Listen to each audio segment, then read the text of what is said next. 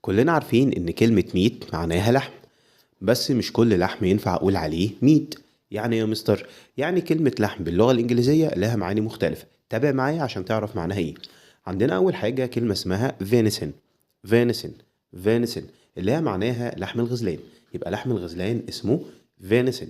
تعال نشوف نوع تاني. عندنا كمان كلمة اسمها بيف، وكلمة بيف اللي هي اللحم البقري، وده النوع المشهور قوي اللي احنا بناكله كلنا او بناكله كلنا في مصر اسمه بيف. يبقى عندي كلمة بيف معناها لحم بقري.